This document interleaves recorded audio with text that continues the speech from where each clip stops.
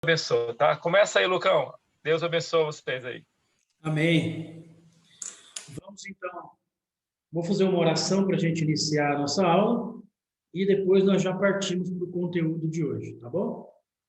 Vamos lá? Senhor, te agradecemos mais uma vez por esse dia, te agradecemos, ó Pai, por esse momento de aprendizado da Tua Palavra, onde o Senhor sempre tem nos ensinado, onde o Senhor sempre tem falado conosco através dos estudos. Que o Teu Santo Espírito esteja conosco aqui também nesse momento, assim como tem estado em todo o tempo.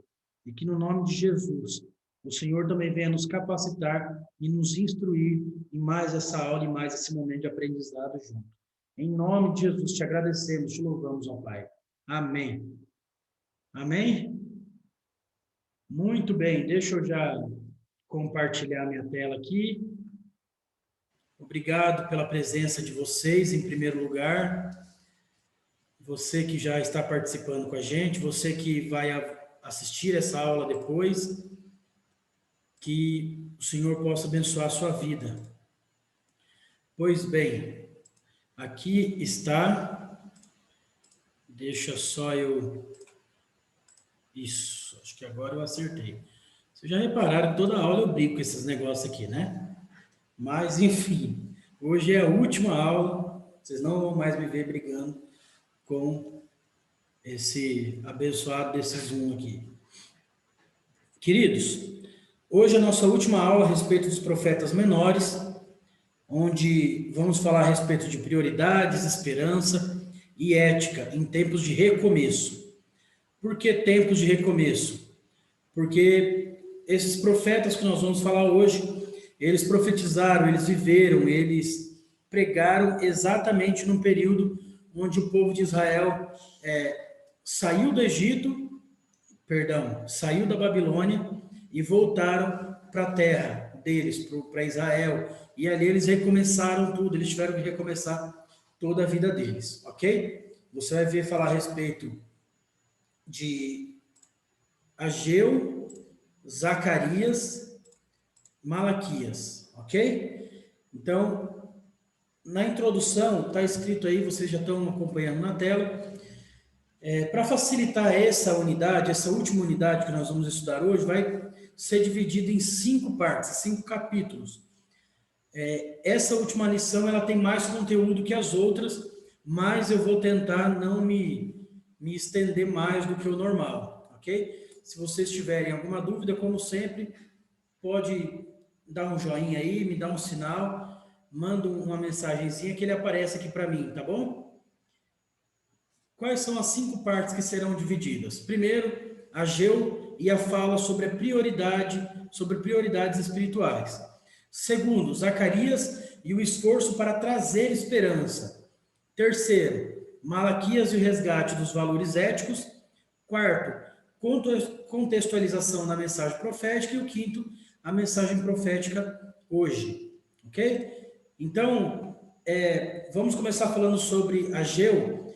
Mas, como eu acabei de dizer, essa unidade, esses 3 últimos profetas, eles falam-se de um momento muito especial na vida do povo de Deus. Vai falar muito a respeito desse recomeço, sabe? Desse novo tempo dentro do povo, no meio do povo, algo que realmente era esperado, era guardado pelo povo para que acontecesse mesmo. Falando sobre Ageu, o profeta Ageu foi uma das pessoas que retornou do exílio babilônico e encontrou grandes desafios urbanos e espirituais em Jerusalém. O povo de Judá permaneceu fora da sua terra por 70 longos anos, como o profeta Jeremias havia dito, estando exilado na Babilônia, sem condição alguma de praticar o culto a Yahvé, ou ao Senhor, como prescrito em Levítico. O povo ficou, como vocês sabem, por alguns anos, 70 anos, como escravos, exilados na Babilônia. E ali não tinha forma nenhuma do povo poder adorar a Deus, clamar a Deus, falar com Deus, cultuar, enfim. O povo era realmente escravo, eles estavam proibidos de fazer muitas coisas. Isso vocês já estudaram lá no livro dos profetas maiores, quando você falou a respeito de Jeremias, foi falado a respeito de Daniel, né? Então, isso tudo é muito, muito forte nesses textos que vocês estudaram, creio que na unidade passada, na matéria passada. Só que quando nós vemos a respeito de Ageu, o que ele relata, você pode ver lá no livro de Esdras também, na primeira parte do livro de Esdras, quando fala da reconstrução de Israel, quando fala da reconstrução de Jerusalém, você vai ver algumas coisas juntas, você vai ver que algumas coisas do que Ageu fala é também dito lá em Esdras, porque eles viveram no mesmo tempo. Então, o que Esdras relata lá no livro dele é exatamente o mesmo período que Ageu fala aqui, tá bom? Então, você vai ver isso muito, muito igual, muito parecido, porque eles viveram na mesma época. Eles eram conterrâneos, né? Eles viviam ali no mesmo tempo e fala desse retorno da Babilônia e da reconstrução de Israel, principalmente a reconstrução do templo, entende? Só que uma coisa que Ageu ele fala muito claro com o povo é que, além da questão de reconstrução do templo, como se isso fosse assim uma das coisas mais importantes realmente naquela época, era a reconstrução do templo naquela época era assim a coisa mais importante que o povo poderia fazer. Não tinha nada mais importante naquele momento do que reconstruir o templo. Mas assim, eles deviam, Ageu diz assim para o povo, não fiquem presos somente às preocupações materiais, não fique preso em tudo aquilo que você quer fazer, materialmente falando. Ageu ele faz um alerta para as pessoas, para que eles busquem realmente os interesses de Deus, entende? Ageu faz um alerta para as pessoas assim, ó, nós temos que reconstruir o templo, não que vocês não possam pensar na casa de vocês, não que vocês não possam pensar na família, pelo contrário, tem que pensar na sua família.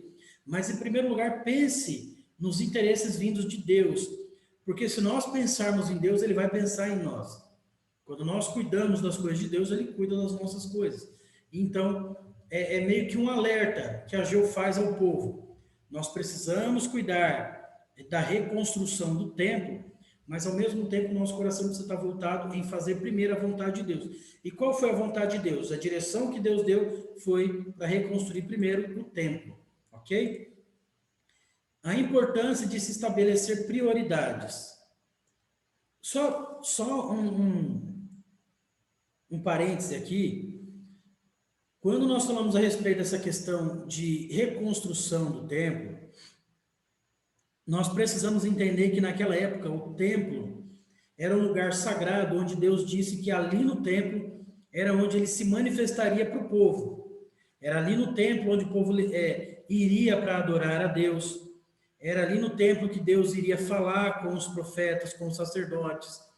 Era ali no templo onde as coisas assim, concernentes à vida espiritual do povo, elas se tornariam realidade, vamos dizer assim. Entende? Não era igual hoje em dia, que hoje em dia nós temos uma igreja em cada rua, uma igreja em cada esquina. Não era dessa forma. Naquela época, o Espírito Santo de Deus, ele não estava presente como está hoje, de forma contínua, vamos dizer assim.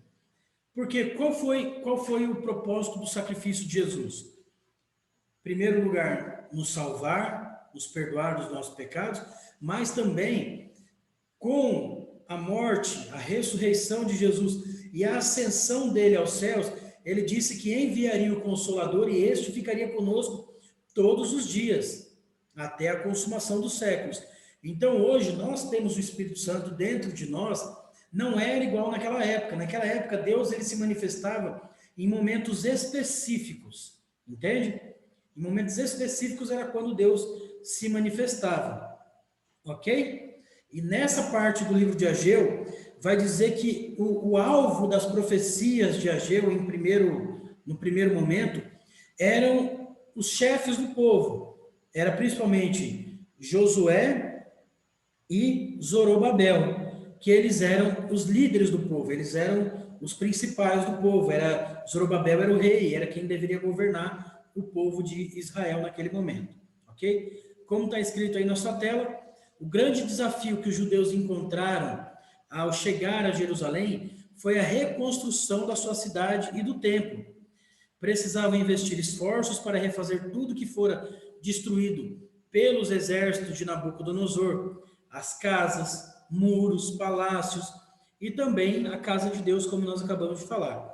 E além das questões materiais, era necessário observar as questões de ordem religiosa e social, que eram elementos essenciais para a sobrevivência do povo, assim como é até hoje, né? Então o templo, ele era o principal a ser erguido, entende? Só que você vai ver no livro de Ageu que o próprio povo, eles tinham uma certa dificuldade, sabe? Eles parece que eles colocavam muitos empecilhos no que dizia respeito à reconstrução do templo. Era como assim, se eles dessem desculpa para tudo. Como se não bastasse a dificuldade que vinha de fora, dos povos inimigos, das pessoas que não queriam que Israel reconstruísse o templo.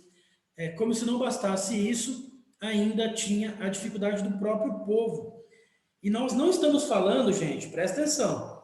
A gente não está falando assim, ó, o povo acabou de voltar para a cidade, está tudo destruído, e eles estão vivendo em barraca, em tenda, porque não conseguiram nem reconstruir as próprias casas. Nós estamos falando de um povo que já tinha reconstruído todas as suas casas, a casa deles estava tudo certinha, tudo bonitinha, mas a casa de Deus continuava destruída, continuava em ruínas, entende? Estava lá só com os alicerces, só com as bases construídas. Então eles já tinham se estabelecido, não é assim, gente, o povo está morando na rua, está dormindo nas praças, como é que a gente vai fazer? Vai reconstruir a igreja primeiro, sendo que tem criança dormindo no frio? Não, a casa do povo, eles já tinham tido um certo tempo para reconstruir, entende? A cidade, ela já estava assim, em desenvolvimento, as pessoas já estavam reconstruindo suas vidas, mas a casa de Deus ela ainda estava lá, meio parada, meio deixada de lado, entende? Então foi preciso assim, o que Deus usou para isso? Foi preciso Deus trazer uma condição financeira, meio que uma crise no meio do povo, entende? Você vai ver que foi preciso que Deus exortasse o povo estava vivendo um momento assim difícil, para que eles abrissem os olhos e entendessem a importância de estabelecer essas prioridades. Qual que era a prioridade? A prioridade era reconstruir o templo. E o camarada, ele já tinha reconstruído a casa dele, então para ele estava tudo bem, estava tudo certo. Então, assim, sabe aquele marido que constrói só um puxadinho no fundo da casa, bota a máquina de lavar, um tanque lá para a mulher lavar roupa e tá tudo bem? Aí o varal tá caindo, tá dando infiltração na telha do puxadinho, a tomada da máquina de lavar tá dando curto. Então, assim, não, isso aí tá bom. Eles estavam assim meio que naquela morosidade, sabe? Naquela preguiça. Não, já tá bom assim, a gente adora aqui mesmo, tal. Mas naquela época era prioridade. A prioridade do povo era reconstruir o templo. E eles não estavam assim entendendo essa prioridade toda que eles deveriam ter. Ok? Então, a parte 2 desse capítulo fala a respeito do fomento para as prioridades espirituais. O povo entendeu que a responsabilidade era deles. Depois de vir essa crise toda, depois de acontecer tudo isso, o povo parece que entendeu que realmente eles precisavam reconstruir o templo. Usando o exemplo do puxadinho lá, é como se batesse um vento forte, derrubasse o telhado, desse um curto, pegasse fogo no fundo da casa, estourasse o cano, alagasse tudo, aí o marido entendeu que ele precisa fazer o negócio direito para a esposa poder lavar roupa, sabe? O povo entendeu, no meio da crise, no meio de uma bronca que Deus deu no povo, eles entenderam que era preciso reconstruir, que era preciso se dedicar a essa prioridade, a questão da reconstrução do templo, sabe? Só que era uma obra gigantesca, era assim, algo monstruoso, entendeu? Então, com a exortação de Deus, Isso moveu o povo, moveu a responsabilidade e o interesse do povo. Só que foi preciso encorajar o povo. Então era tipo assim, a gente sabe o que tem que fazer, mas, poxa vida, nós não vamos dar conta disso não. Sabe? Como é que a gente faz isso? A dificuldade está grande, como é que a gente faz isso? Então, como diz aí na sua tela, o profeta, para despertá-los, para despertar o povo profundamente, recorreu aos estragos causados pela própria natureza, apresentando-os como sinalizadores da responsabilidade espiritual da nação. Ou seja, o profeta ele usou a situação que estava o tempo. Imagina uma cidade abandonada por 70 anos. Uma cidade que chegou um exército inimigo, destruiu tudo, quebrou tudo, arrebentou tudo e agora a cidade ela está parada lá por cerca de 70 anos. Quando você chega, com certeza vai ter mato subindo em tudo, vai ter árvore caída, vai ter tudo assim. E o templo estava desse jeito, entende? Uma coisa que a gente precisa entender, gente, é o seguinte: nós temos uma visão muito romântica de tudo, né? O ser humano, do modo geral, nós temos uma visão muito romântica das coisas. Então a gente acha que quando a Bíblia fala a respeito, por exemplo, disso que nós estamos dizendo do templo, é tipo assim, não, legal, o povo chegou lá, tinha umas paredes derrubadas, a gente ergue umas paredes, bota um telhado lá e pronto, bota umas cadeiras de plástico e vão fazer os cultos enquanto isso. Mas você imagina, isso não foi assim, o templo não tinha sido destruído há 2, 3 semanas atrás. Já faziam 70 anos, entende? Imagine você ter uma igreja, por exemplo, igual a nossa. Vamos derrubar tudo. Veio um terremoto, derrubou tudo, quebrou tudo, caiu. Ficou só o alicerce. Daqui 70 anos você volta aqui para tentar reconstruir. As colunas que restaram vão ter que ser derrubadas e feitas de novo, porque já estão todas estragadas, já não aguentam mais o peso. Os alicerces vai precisar ser revisado, porque muita coisa que está ali já foi estragada, já não aguenta, não dá mais certo. Então às vezes a gente pensa assim. A minha esposa brinca que eu tenho uma mente assim fértil igual de criança. E realmente minha mente vai longe. Uma vez um rapaz falou assim para mim, mas usando o exemplo de Noé. Quando Noé saiu da arca, ele construiu a casa dele e tal, e viveu ali em paz, viveu tranquilo. Só que ele não teve assim que se preocupar muito com o que tinha ficado antes do dilúvio. E aí eu, com essa minha mente fértil, eu levei ele a pensar o seguinte. Falei, cara, imagine você assistindo aqueles filmes de zumbi. Eu não sei quem aí gosta do The Walking Dead, esses filmes de zumbi assim, sabe? Mas sabe, aqueles filmes pós-apocalípticos que as pessoas passam na rua, tá cheio de corpo espalhado para todo lado, tudo destruído. É essa imagem que eu tenho do dilúvio. Porque na arca entrou Noé, a família dele, as noras e pronto. O restante do povo, tudo morreu afogado. Tudo morreu. Então você imagina um tempão passar um corpo boiando na água lá. Noé ficou 1 ano dentro da arca. Quando saiu, tudo bem, pode ser que muita gente, muito corpo tinha se decomposto e tal. Mas imagine os restos que ficaram ali.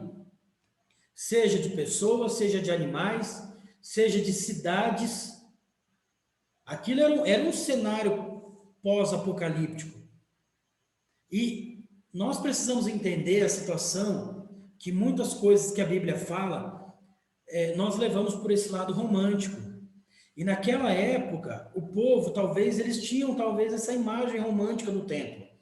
Vamos chegar lá, vai estar tudo tranquilo, a gente ergue umas paredes e tá bom. E não era assim. A obra era muito maior do que do que eles imaginavam que precisava fazer. Quando eles chegaram e viram tudo aquilo, com certeza eles desanimaram. E eu não julgo aquele povo, porque a gente desanima quando fala que vai ter mutirão para lavar a igreja, gente. A gente desanima quando a JBL vai fazer mutirão para limpar o parque. Imagina eles tendo que reconstruir todo o tempo. Então, foi preciso Deus falar com o próprio rei, com o próprio líder do povo, que era Zorobabel. Você vai ver alguns textos em relação a isso, aí na página 154, 155 do seu livro. Então, assim, foi preciso que Deus levantasse, além de falar, além de ensinar o povo como fazer, foi preciso que Deus ainda animasse o povo, incentivasse o povo a seguir aquilo tudo que Deus precisava fazer. Entende? Ok? Capítulo 2 vai falar a respeito de Zacarias e o esforço em alimentar essa esperança. Zacarias, um dos mensageiros do Senhor, teve seu trabalho realizado em meio às atividades de reconstrução de Judá e Jerusalém por volta de 520 antes de Cristo. A missão de Zacarias era encorajar o povo de Judá para que reconstruísse o templo e também retomasse sua missão espiritual em meio aos povos pagãos. Zacarias, ele viveu na mesma época que Ageu. Zacarias e Ageu, eles eram companheiros de ministério, eles viviam juntos, eles profetizaram juntos. Por isso que você vai ver, muita gente diz que o livro de Zacarias é quase que uma continuação do livro de Ageu e vice-versa. O livro deles se complementam. Por quê? Porque os dois saíram juntos da Babilônia, os dois estavam ali no meio do povo, os dois foram usados por Deus para restaurar o povo naquele momento que precisava tudo ser reconstruído. Entende? Por isso você vai ver um livro, o livro de Ageu, complementando o livro de Zacarias. Os dois, eles se complementam. É muito, muito interessante isso.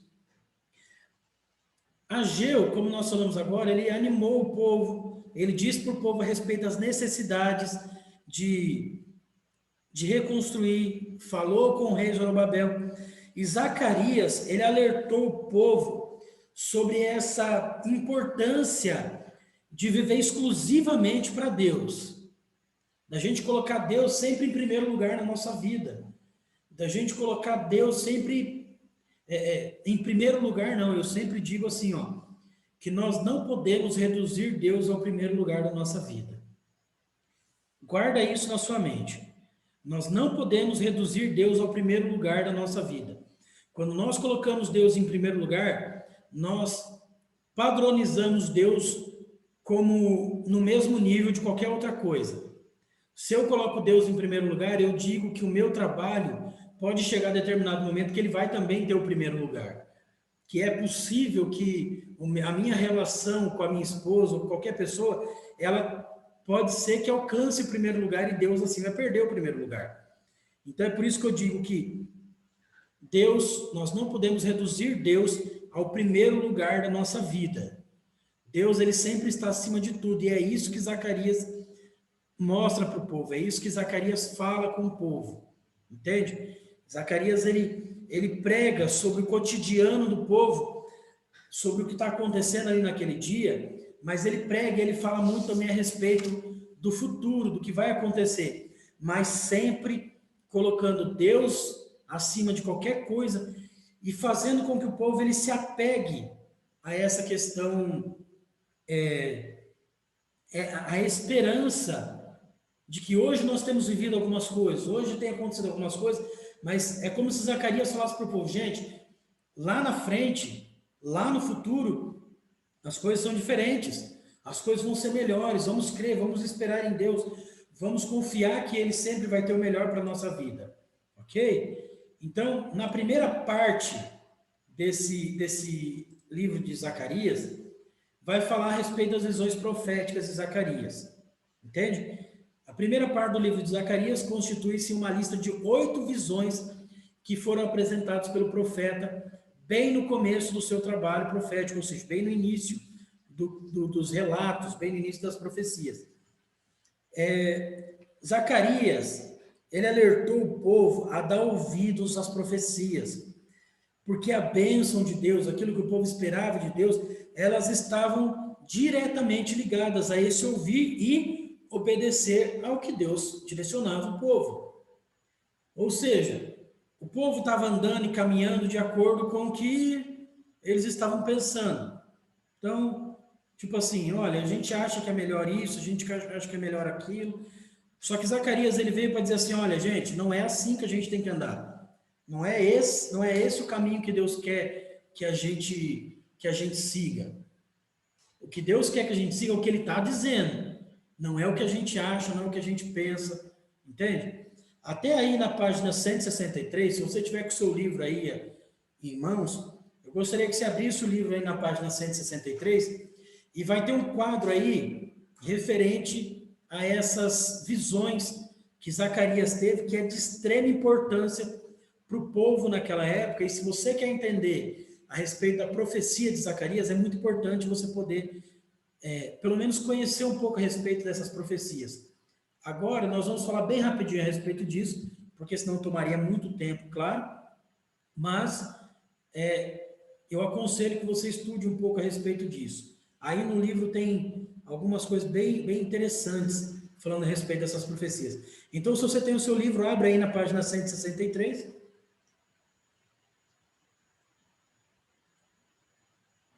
Nós vamos falar um pouco a respeito dessas profecias. Nesse quadro aí, você vai ver essas profecias. Você vai ver a primeira profecia, vai estar lá no capítulo 1, do versículo 7 ao 17, que mostram alguns cavalos, né? Que são os cavalos que pararam o seu curso em Jerusalém. Ou seja, os cavalos queriam entrar até em Jerusalém, cavalos vermelhos de diferentes cores, e eles pararam na entrada de Jerusalém, eles não entraram em Jerusalém. Por quê? Qual que é o significado disso? Isso significa que Deus, ele cuida do povo, que ele não vai deixar que exército inimigo nenhum entre até o povo para tocar no povo.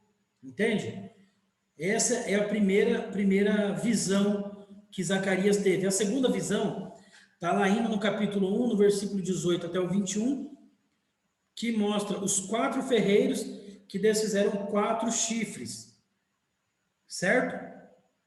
Que indica a destruição dos opressores, ou seja, dos povos que queriam destruir, que queriam se levantar contra o povo de Deus, e Deus usou os seus homens, os seus anjos, os seus escolhidos para destruir essa opressão. Nós sabemos que naquela época, os assírios, os babilônicos e os medo-persas eram quem controlavam tudo, eram os impérios que dominavam naquela época, né? Então Deus, é como se Deus estivesse dizendo que eles estavam destruindo esse povo, como esse povo que queria oprimir o povo de Deus, eles estavam sendo literalmente destruídos, ok? Na terceira visão de Zacarias, você vai ver lá no capítulo 2, do versículo 1 ao 13, você vai ver que Jerusalém está sendo como se fosse medida, né? Um anjo com um cordel medindo a cidade. Um cordel era um instrumento usado para fazer uma medição de construção. Que hoje em dia não se usa mais, mas era como se um anjo estivesse medindo a cidade de ponta a ponta. O que estava querendo dizer isso? Deus é como se o anjo ele fosse aqui na lição ele até usa o exemplo como se fosse um engenheiro tomando as medidas da cidade para fixar as estacas demarcatórias onde os edifícios seriam reedificados. Ou seja, mostra o planejamento para a reconstrução de Jerusalém. Mostra o povo, mostra o anjo do Senhor medindo a cidade para reconstruir a cidade. Mostra o planejamento, ou seja, Deus ele não está mandando o povo reconstruir e refazer tudo de forma aleatória. Só porque, tipo assim, bom, agora o povo está aí, eu tenho que usar esse povo de algum jeito. Não. Deus ele tem um plano, Deus ele tem um projeto, ele tem algo planejado, ele não faz algo assim sem nenhum propósito, entende? Com isso, Deus está mostrando que ele planeja tudo, que ele sabe exatamente tudo que ele vai fazer em relação ao povo, ok? A visão número 4, que está lá no capítulo 3, do versículo 1 ao 10, que fala sobre o sumo sacerdote, vai mostrar o sacerdote Josué com as vestes sujas, e essas vestes foram trocadas. Ele chega para oferecer um sacrifício diante do anjo do Senhor, e o diabo, Satanás, está do lado dele, e ele tem as vestes dele trocadas. Então, isso mostra a purificação da ordem sacerdotal. Como assim? Os sacerdotes, você vai se lembrar nas últimas aulas, quando nós falamos que os sacerdotes, eles tinham até, os próprios sacerdotes tinham sido corrompidos pelos desejos, pelas vontades próprias, eles estavam usando os próprios os cargos de sacerdote para levar vantagem sobre o povo. Então Deus ele precisava purificar, ele precisava renovar essa aliança, essa presença do sacerdote como um homem escolhido e separado por ele. Por isso que ele mostra isso para Zacarias, e Zacarias ensina isso ao povo. Ok? Vamos lá. A quinta visão está lá no capítulo 4, do versículo 1 ao 14, que é do castiçal de ouro. Esse castiçal era abastecido com azeite, com vinho, com o óleo que vinha direto de oliveiras, né? De 2 oliveiras que vertiam esse azeite. Você vai ver isso falando como se o anjo do Senhor estivesse afirmando a autoridade que ele colocou, reafirmando a autoridade que ele colocou em Josué e Zorobabel. Josué como sacerdote, Zorobabel como rei. Por que Zorobabel como rei? Porque Zorobabel era da linhagem de Davi. Entende? Por isso que ele reinou sobre o povo naquela época. Deus, com isso, ele estava reafirmando essa aliança que ele tinha com o povo, a autoridade que ele tinha. Entende? A sexta visão está lá no capítulo 5, do versículo 1 ao 4, que é do rolo voador, né? Com um pergaminho que voava sobre a terra. Aqui, né, nesse quadro, está dizendo um pergaminho de 4,5 metros. Só que ele era 4,5 metros de largura. Ele tinha o dobro de comprimento, ou seja, de cerca de 9 metros de comprimento. Então, imagina o profeta Zacarias olhando para cima e vendo aquele rolo gigante voando no céu. Entende?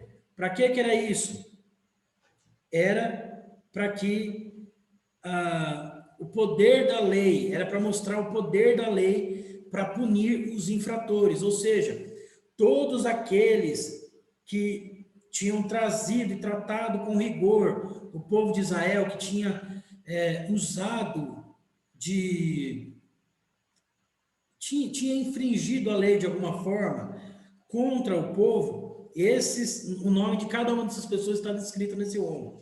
E Deus iria fazer com que eles pagassem cada infração, cada iniquidade que eles tinham cometido. Certo? A sétima visão está lá no capítulo 5, do versículo 5 ao 11, que é a mulher e o Efa. A mulher está aprisionada em um cesto. O Efa era tipo um cesto daquela época. E você vai ver, naquela visão, um anjo, ele abre o cesto, tem tipo uma tampa de chumbo. Ele abre aquele cesto e Zacarias vê uma mulher lá dentro. E diz que o anjo empurra ela de volta para dentro e fecha. E aquele cesto é levado por outros 2 anjos para bem longe. É como se o anjo tivesse... Aquela mulher dentro do cesto, ela representasse toda a perversidade, toda a maldade que estava ali no meio do povo, e Deus ele estava tirando aquela maldade de dentro do povo e sendo levado para a Babilônia, para os outros reinos do norte, e seria despejado lá. Então, toda iniquidade, toda perversidade que havia no meio do povo de Deus estava sendo tirado naquele momento, estava sendo levado de volta para o povo que fez tanto mal contra o povo de Deus. E a última visão, que está lá, é a 8ª visão, no capítulo 6, do versículo 1 ao 8, que mostra os 4 carros, é a carruagem que passava por toda a terra, né? Que passava por diferentes lugares na terra, que era rapidez nesse julgamento de Deus. Ou seja, era como se Deus estivesse dizendo, eu vou julgar esse povo todo e não vai demorar. Vai ser rapidinho para que eles sejam julgados e ele vai levar esse julgamento certeiro contra o povo. Porque era como se Deus estivesse dizendo assim, eu sei o que o povo fez, eu sei o que eles fizeram e eu vou fazer com que eles paguem por todos os erros, por todas as maldades que eles fizeram contra o povo de Deus. Entende? Então, assim, de forma bem rápida, essas foram as 8 visões proféticas do livro de Zacarias, e é de extrema importância a gente pensar nisso, por quê? Porque o livro de Zacarias, como eu disse para vocês, foi um momento onde precisava renovar essa confiança, essa esperança do povo em Deus. Então, era como se Deus mostrasse para o povo assim: olha, eu sei o que está acontecendo, eu sei de tudo que vocês passaram, e é por isso que eu quero restabelecer essa aliança, esse compromisso que eu tenho com vocês e que vocês têm comigo. Então, era como se para o povo poder ter esperança e fé novamente em Deus, Deus precisasse mostrar o que ele ia fazer pelo povo. Então, para gerar novamente essa confiança do povo em Deus. Olha só como Deus ele é um Deus de amor, gente. Deus ele não tinha obrigação nenhuma de fazer isso. Deus não tinha obrigação nenhuma de mostrar nada para o povo. Só o fato de Deus tirar o povo lá da Babilônia e trazer de volta para sua terra, já era, assim, motivo suficiente para o povo confiar e esperar e crer novamente em Deus. Mas, ainda assim, parece que eles precisavam de algo mais, né? E foi por isso que Deus mostrou todas essas coisas, para mostrar o poder todo de Deus, né? Na parte 2 desse capítulo onde fala de Zacarias, você vai ver que em Zacarias capítulo 8, o profeta trata da importância religiosa que Jerusalém estabeleceria para todas as nações em um futuro escatológico, ou seja, que se refere aos últimos dias. Israel será um centro religioso para todas as gentes, ou para todas as nações. Nessa parte, o profeta ele fala da importância e influência espiritual de Israel. Gente, o que o profeta Zacarias falou 520, 510, 530 anos antes de Jesus, é o que a gente vê hoje a respeito de Israel. Todos nós sabemos da importância espiritual de Israel hoje. Até as nações que não acreditam em Deus sabem que Israel é o centro espiritual do mundo hoje. Então, isso é o tipo de coisa que Zacarias profetizou há muitos anos atrás. E é isso que Zacarias está dizendo para o povo. É por isso que eu disse para vocês que Zacarias, ele fala a respeito de coisas do cotidiano do povo, coisas que aconteceriam naquela época, inclusive em relação a essas visões, mas ele fala também a respeito de dias vindouros, ou seja, dos últimos dias. Zacarias, ele fala com o povo a respeito das coisas que viriam, e é exatamente a respeito disso que ele está dizendo. Ele está dizendo que o que o povo estava fazendo naquele momento iria refletir por toda a eternidade. Que o fato do povo se esforçar, lutar, batalhar, aquilo ia gerar princípios que seriam dirigidos por todo o povo, por todo o tempo. Então era por isso que era tão importante que o povo fizesse aquele trabalho naquele momento. É por isso que o povo precisava dar uma importância muito grande. Você vai ver nessa segunda parte do livro, desse capítulo, você vai ver, por exemplo, na página 167 do seu livro aí, Zacarias falando a respeito da importância dos valores morais e espirituais, ou seja, é muito mais importante esses valores morais, esses valores espirituais, do que as festas que o povo fazia. Não que as festas não fossem importantes. Lembre-se que Deus estabeleceu festas de extrema importância para o povo, festas que faziam o povo se alegrar, faziam o povo voltar seu pensamento, seu coração para Deus, como uma das festas estabelecidas que Deus fazia o povo se lembrar sempre era a Páscoa, que nós nos lembramos até hoje, que a gente celebra até hoje. Talvez não da mesma maneira que aquela época, porque hoje a gente se preocupa mais com o ovo de chocolate do que com a Páscoa como ela deveria ser, mas Zacarias está dizendo para o povo assim, olha, os valores morais, os valores espirituais, eles são muito mais importantes do que essas festas. Entende? Isso que nós precisamos viver, estabelecer esses princípios hoje, através da reconstrução do templo. Porque o templo naquela época ele não significava apenas a reconstrução de um lugar físico.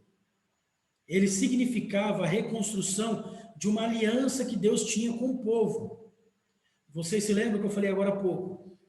O templo era o lugar onde Deus se manifestava, era um lugar onde Deus ia lá para falar, para visitar o povo, era um lugar onde o povo ia para adorar a Deus, ou seja, o templo era um símbolo da comunhão do povo com Deus e vice-versa.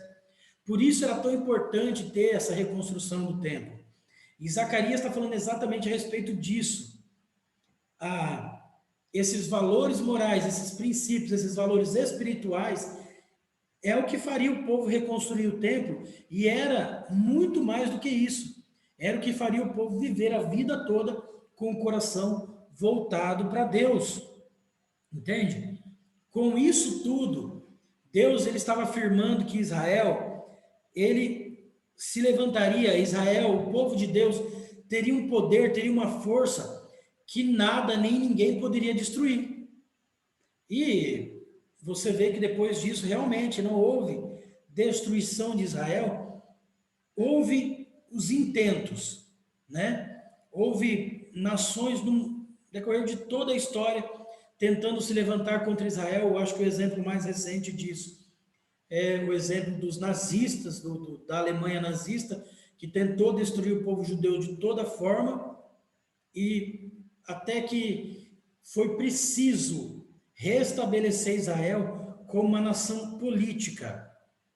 Porque até aquela época, até a década de 40, até o final da década de 40, 1948, para ser mais exato, Israel era considerado apenas um povo, e para o povo judeu, para o povo de Israel, isso era o suficiente, porque o povo de Israel, eles continuavam firmados naquilo que Deus havia falado, mas politicamente falando, qualquer um que tentasse lá e tomar o domínio de Israel poderia, porque Israel não era reconhecido como um povo, como uma nação política.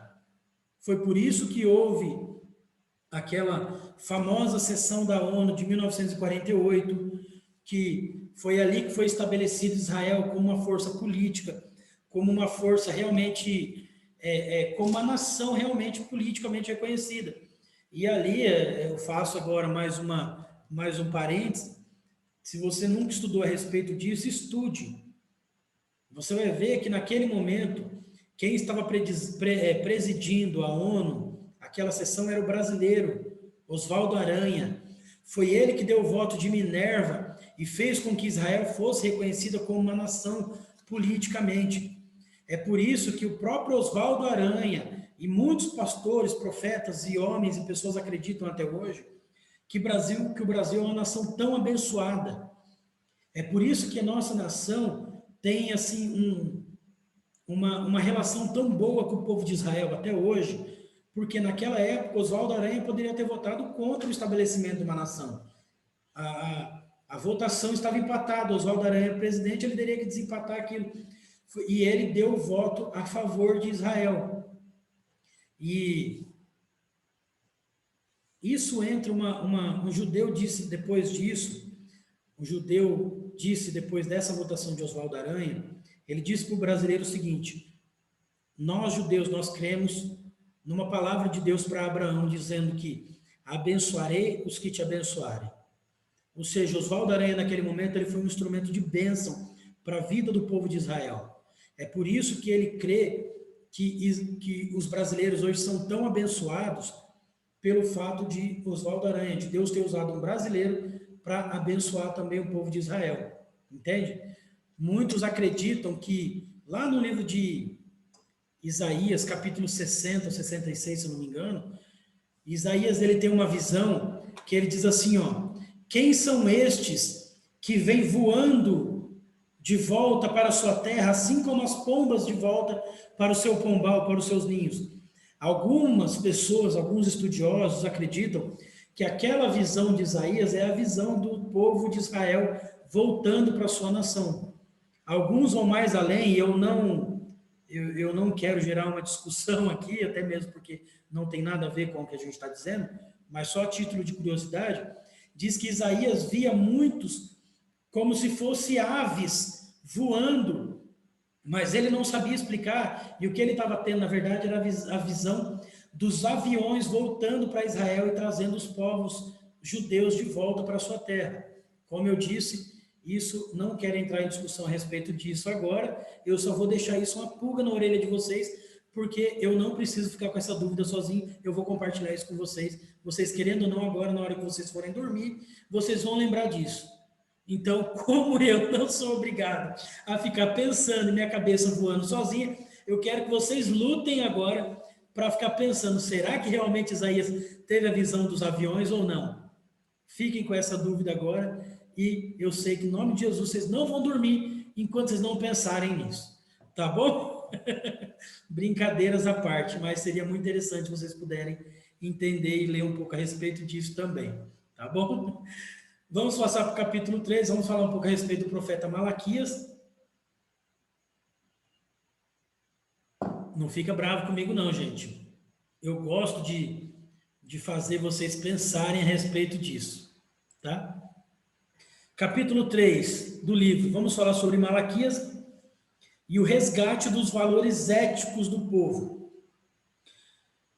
Malaquias, ele viveu cerca de um século depois de Zacarias, né? Depois do que a gente falou a respeito de Zacarias e Ageu. Ou seja, Ageu e Zacarias viveram no mesmo tempo, só que Malaquias, ele já veio quase 100 anos depois. Então, já era um período diferente, já eram pessoas diferentes, já era um povo diferente, entende? Então, por isso que o tema desse capítulo é o resgate dos valores éticos. Como diz aí na sua tela, o profeta Malaquias, o último a profetizar no Antigo Testamento, trabalhou procurando despertar os judeus da última metade do quinto século para valorizar temas práticos ligados ao cotidiano do povo de Deus. Malaquias, ele precisava fortalecer o povo para tudo que ainda estava por vir e para o que o povo estava vivendo naquele momento. Ou seja, era realmente um resgate de tudo aquilo que o povo tinha como valor e como princípio. Eu acabei de falar para vocês, o Malaquias, como ele veio 100 anos depois de Zacarias, então já era uma geração totalmente diferente. Imagine como que era o povo em 1921, aqui no Brasil, como que era o evangelho naquela época e como é o evangelho hoje. O evangelho hoje no Brasil, em 2021, já é totalmente diferente do que era em 2018, 2019, por exemplo. A gente não precisa ir 100 anos atrás, só a gente ir antes do começo da pandemia. Antes do Covid chegar no mundo e fazer essa bagunça toda que fez. Você vai ver que muita coisa mudou, muita coisa precisa ser restaurada hoje, coisas que há 5 anos atrás já era diferente. Então, Malaquias, como ele veio 100 anos depois, ele teve que restaurar, vamos dizer assim, esses princípios, esses valores que o povo tinha, ok? Ao cobrar a totalidade, o Todo-Poderoso, por intermédio do seu servo, afirmou que o seu amor não estava sendo correspondido, denunciou que o seu culto era feito com animais defeituosos, advertiu que os sacerdotes não permanecessem no erro, pois estavam negligentes no exercício de sua missão, e abominou o padrão seguido nas uniões conjugais. Vocês lembram quando Jesus ele entra lá no templo e derruba, expulsa os cambistas, quebra a mesa, briga com o pessoal que estava tudo lá, bota o povo para correr? Era mais ou menos desse mesmo jeito que estava na época de Malaquias. Entende? É como se o amor de Deus, o amor do povo por Deus tivesse esfriado. Entende? Como eu disse, era uma nova geração, e talvez essa nova geração, eles não tivessem entendido a profundidade do relacionamento que Deus queria ter com eles. Talvez a geração passada, os pais, os avós, eles tivessem tido assim uma vida 100% voltada para Deus, depois que Ageu e Zacarias profetizaram, direcionaram o povo, mas agora, nessa época, eles estavam distantes disso, entende? O culto deles estava de qualquer maneira, eles não estavam assim fazendo um culto para agradar a Deus, eles não estavam cultuando ao Senhor como algo assim, que vinha realmente do coração, eles estavam fazendo isso mais assim como uma obrigação. Então, e é por isso que eu usei esse paralelo com Jesus lá no templo, porque era da mesma forma. Então, assim, a palavra de Deus, a lei, ela dizia que para você oferecer um sacrifício, esse sacrifício tinha que ser de um animal puro, um animal sem defeito, um animal que fosse assim realmente sem defeito algum. O povo devia fazer a melhor oferta para Deus, entende? E eles já não estavam assim mais com esse coração. Então, assim, qualquer animal servia. Ah, mas essa ovelha está com a patinha torta, ela está cheia de mancha, ela está doente. Ah, não, isso aí serve mesmo, não tem problema. É só para a gente fazer o sacrifício mesmo, entende? O perfeccionismo do povo tinha sumido.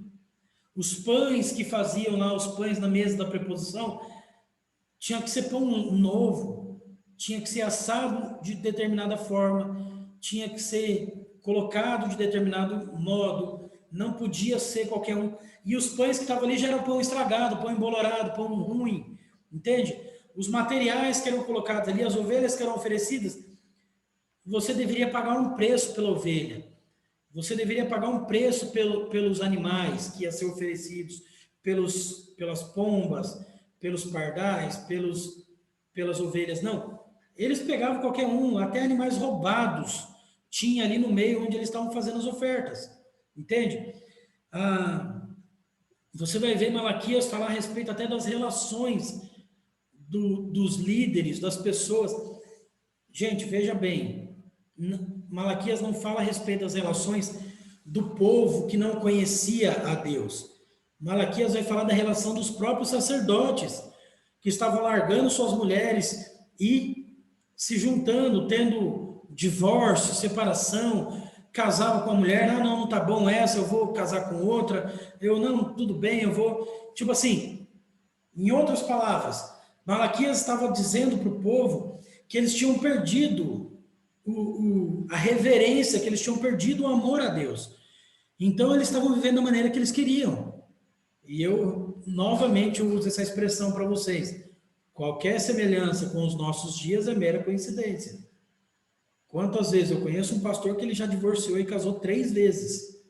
Entende? E, nossa, até hoje o povo olha para ele e fala, nossa, que homem de Deus, que não sei o quê. Que nada, o cara já está afastado, já está desviado de Deus, faz dias e dias. Entende? A família, ela era a base de toda a sociedade daquela época, assim como deve ser até hoje. E nem os próprios sacerdotes, nem as pessoas que deveriam seguir firmemente isso, não estavam seguindo. Eles não estavam preocupados com isso, eles não estavam mais preocupados com nada. Não tinha mais nenhum tipo de compromisso com Deus. Deus, ele sempre quis o quê? Você vai ser um adorador, um sacerdote, então que seja da maneira correta, então que seja de forma perfeita. Não seja um camarada meia boca, não seja de qualquer jeito. Seja o camarada que vai servir a Deus, que vai seguir a Ele por completo. E isso nós falamos lá na primeira aula, que o profeta, ele era um cara que ele não negociava os princípios de Deus. Ele não negociava os princípios da palavra, da direção de Deus. E os sacerdotes, ele devia ser da mesma forma. Só que os próprios sacerdotes não estavam cumprindo isso. Se os sacerdotes, que eram os líderes do povo, não cumpriam isso, imagine o povo que nem se lembrava mais da direção de Deus. Porque se o sacerdote não cumpria, automaticamente eles não passavam isso para o povo. Entende? A segunda parte desse capítulo 3 fala quando Deus ele propôs a promoção da espiritualidade, ou seja, ele propôs que o povo voltasse a ter uma vida espiritual, um compromisso espiritual com ele. Ao propor espiritualidade, o soberano disse que alguns caminhos poderiam ser percorridos para estreitar essa sintonia com ele. Ou seja, Deus queria refazer essa aliança, essa aproximação com o povo. Primeiramente, ele lembrou os judeus do seu julgamento, que era um instrumento de correção e alinhamento de valores. Depois, Deus lhes falou da prática do dízimo, como exercício para evitar a avareza e lembrar que as coisas materiais são acessórios e não o resultado final. Ou seja, até a prática do dízimo o povo tinha perdido. E, por fim, os alertou sobre o temor e a persistência com valores espirituais, que eram fontes para cultivo e preservação de compromisso com Deus. O dízimo, não tem como a gente falar sobre Malaquias e não lembrar a respeito do dízimo das ofertas, né? Eu acho que todo mundo já ouviu na igreja, ou seja, na nossa ou em qualquer outra, a questão do livro de Malaquias, aquele texto de Malaquias 3, 10 e 11, referente ao dízimo e às ofertas. O que era o dízimo? O dízimo, todo mundo lembra, foi feito lá no começo por Abraão, como uma forma de Abraão agradar e louvar a Deus e agradecer a Deus por tudo aquilo que Deus estava fazendo por ele. Abraão, ele estava sendo tão abençoado por Deus, tão abençoado que ele decidiu no coração dele dar o dízimo de tudo que ele ganhava. Tudo que ele tinha e tudo que ele viesse a ter, ele daria o dízimo a Deus. E isso agradou tanto o coração de Deus que Deus instituiu isso. Quando Deus instituiu o dízimo, não era apenas, não era tipo assim, porque aí entra aquele velho jargão, né? Deus, ele não precisa do nosso dinheiro. E realmente ele não precisa. O que Deus queria era que ele ia ver o compromisso do povo, porque o dízimo era uma forma de adorar, de adoração a Deus, de agradecimento a ele por tudo que ele já havia feito, e também para evitar a avareza do povo. Então, com aquilo, o povo estava dizendo assim, olha, eu dou o dízimo a Deus porque realmente eu não sou avarento, eu abro mão do que é meu para agradar a Deus, para louvar a Deus, para agradecer a Deus por tudo que ele já tem feito. Entende? Então o dízimo, ele permite que o crente fosse excelente em todas as suas atitudes com Deus. O dízimo, ele é mais do que recursos financeiros e materiais. O dízimo, ele demonstra o amor que nós temos a Deus. E até isso o povo tinha perdido. Até essa questão do amor, até essa questão do compromisso, o povo já tinha perdido. Então, se ainda desse o dízimo, era de forma assim, simplesmente mecânica, entende? Era de forma assim, simplesmente por dar o dízimo, assim, por desencargo de consciência, vamos dizer assim, entendeu? E Deus, ele queria que o povo voltasse a adorar a ele de forma verdadeira. Não pelo cumprimento da palavra, não pelo cumprimento da lei, mas pelo amor, pelo desejo de se relacionar com Deus. Foi por isso que Malaquias, ele veio falar a respeito desses valores éticos e morais. Foi por isso que Deus usou Malaquias para falar muito a respeito dessa questão de ética, de caráter, entende? Foi por isso que Deus, ele usou Malaquias. E a gente se lembra do livro de Malaquias muito pela questão do dízimo apenas, mas não é somente pela questão do dízimo. O dízimo, sim, Deus usou Malaquias para falar a respeito dessa parte, mas o livro de Malaquias foi muito além disso. Deus usou Malaquias para falar a respeito do caráter do povo, da parte dos valores éticos e espirituais do povo, que Deus precisava realmente trazer o povo de volta, entende?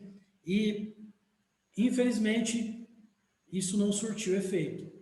Alguns sim, mas o povo, do modo geral, eles continuaram, infelizmente, afastados de Deus. Infelizmente. Tanto é que você vai ver que do livro de Malaquias até a manifestação de Deus novamente, passaram-se 400 anos.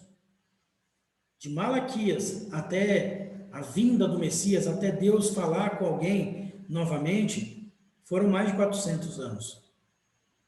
Para você ter uma ideia, quando Deus ele falou com Malaquias, e depois que foi passando esses 400 anos, Deus ele precisou falar de novo com um sacerdotezinho, um senhorzinho chamado Simeão. Você vai ver isso lá no livro de Lucas, no capítulo 2, quando diz que Simeão, ele era um sacerdote, já de idade muito avançada, e diz que movido pelo Espírito, ele foi até o templo, porque Deus havia dito a ele que ele não morreria sem antes ver a consolação, sem antes ver o Salvador do povo. E é lá naquele texto, cara, eu acho que esse é um dos textos que eu mais gosto na Bíblia. Você vai ver que aquele senhorzinho, ele entra no templo, a Bíblia não diz a idade dele, mas diz que ele já tinha idade muito avançada. Então, na minha mente, eu imagino um senhorzinho nos seus 80, 90 anos de idade, sacerdote, chegando até o templo. E quando ele está lá no templo, quem é que chega? Maria e José, com o menino Jesus nos braços. 8 dias para apresentar ele no templo, como era de praxe naquela época, como a lei ordenava que fosse apresentada a criança com 8 dias. Quando Simeão pega aquele bebê no colo que ele olha, ele diz, ele ergue os olhos para Deus, o livro de Lucas, no capítulo 2, diz isso. Ele ergue os olhos a Deus e diz, Senhor, pode agora despedir em paz o teu servo, porque os meus olhos já viram a tua salvação. Ou seja, ele está ali e ele diz assim, agora eu posso morrer em paz, porque a palavra do Senhor se cumpriu na minha vida. Deus me disse que eu não morreria sem ver a salvação do povo. E esse bebê é o Messias que todo mundo esperava. Então, de Malaquias até Simeão, foram mais de 400 anos. Até o anjo vir e falar com Maria, até o anjo vir e mover ali, o Espírito Santo mover tanto Jesus quanto João Batista, ainda dentro da barriga de Maria e de Isabel, foram mais de 400 anos. Então, isso nos mostra que o povo, infelizmente, não deu a devida atenção que deveria ter dado à profecia de Malaquias. Ok? Nós vemos aí no capítulo 4 que esses 3 profetas, eles falaram sobre o caráter e sobre os princípios da vida com Deus, né? Alguns princípios de vida merecem ser observados pelos cristãos no começo do 3º milênio da era cristã, ou seja, hoje em dia. Ageu falou sobre prioridades espirituais, Zacarias enfatizou a possibilidade de esperança para o coração dos crentes, e Malaquias resgatou esses valores norteadores da vida e falou sobre a ética. Então, só fazendo uma contextualização do que a gente já viu aqui hoje, esses princípios, eles precisam ser observados por nós hoje. A gente precisa olhar para cada um desses princípios e contextualizar ele na nossa vida hoje, sem sombra de dúvida, gente. Nós não podemos deixar que esses princípios eles se percam, entende? Na primeira parte desse capítulo 4 vai falar a respeito das prioridades na perspectiva de Deus. Priorizar é a arte de colocar aquilo que é mais importante em primeiro lugar. E visualizar os valores na perspectiva do eterno é organizá-los a partir de seus interesses. Ou seja, o reino de Deus, ele precisa vir em primeiro lugar. São tempos de desafios. Desde o início do 3º milênio, desde os últimos anos, são tempos assim de desafios da nossa vida, né? E a gente não pode, nesse tempo, na vida que nós temos hoje, valorizar mais as coisas do que as pessoas. A gente não pode deixar de lado esses princípios que Deus estabeleceu. Infelizmente, a gente acaba pensando muito nisso. A gente acaba deixando de lado, a gente acaba deixando muito a desejar quando a gente precisa colocar esses princípios em prática, sabe? Quando a gente precisa rever tudo aquilo que Deus falou através dos profetas, a gente se esquece muito fácil de tudo isso. Eu fiz uma anotação aqui, quando você olha desde o primeiro profeta, se a gente voltar lá desde o início dos profetas menores do livro, você vai ver que a primeira unidade, o que foi falado na primeira unidade? Falou a respeito de amor, correção e justiça social. Na segunda unidade, falou sobre inimizade, preconceito e religiosidade. Na terceira unidade, falou sobre o império, sobre a fé e sobre as reformas. E agora nós estamos falando sobre prioridade, esperança e ética em tempos de recomeço. Então, o que são isso? Você vai ver que uma coisa é linkada, é ligada à outra. Você vai ver que Deus ele demonstrou o seu amor e a correção e a justiça lá na primeira unidade. Por quê? Porque antes de Deus falar a respeito de justiça e de correção, ele falou sobre o amor dele. Quando ele falou a respeito de amor e sobre essa necessidade de correção e de justiça, ele estabeleceu uma base, ele firmou os alicerces para que depois ele pudesse falar sobre a inimizade, o preconceito e a religiosidade do povo. Entende? Então você vai ver, eu estou falando a respeito das unidades do livro porque é mais fácil de você entender, mas se você pegar a respeito da vida dos profetas que nós já estudamos, você vai ver que são coisas que complementam umas às outras. Quando Deus ele fala a respeito de inimizade, de preconceito, de religiosidade, não na segunda unidade do nosso livro, ele já estabeleceu a base da justiça social. Quando ele fala a respeito de preconceito, ele já ensinou o povo como o povo deveria agir lá quando ele falou a respeito de justiça e da correção dele. Entende? Com isso, ele vai falar a respeito da fé e das reformas que são precisas, que são necessárias no meio do povo. E aí, então, com isso tudo sendo já caminhando na mesma estrada, nós chegamos hoje aqui para ver as prioridades, a esperança e a necessidade de permanecer desses princípios permanecerem vivos no nosso coração nesse tempo de recomeço. Então, quando nós falamos a respeito dessas prioridades na perspectiva de Deus, nós precisamos realmente pensar nisso como uma prioridade em nossas vidas. Colocar tudo aquilo que é importante em primeiro lugar. O que é mais importante na nossa vida hoje? É o reino de Deus, é a imagem do Senhor na nossa vida. Quando a gente era recém-casado, minha esposa me perguntou assim uma vez, eu sou a pessoa que você mais ama no mundo, né? Eu falei, não, você é a segunda. Ela tomou um susto. Eu falei, a pessoa que eu mais amo no mundo é Jesus. A pessoa que eu mais amo no mundo é Deus.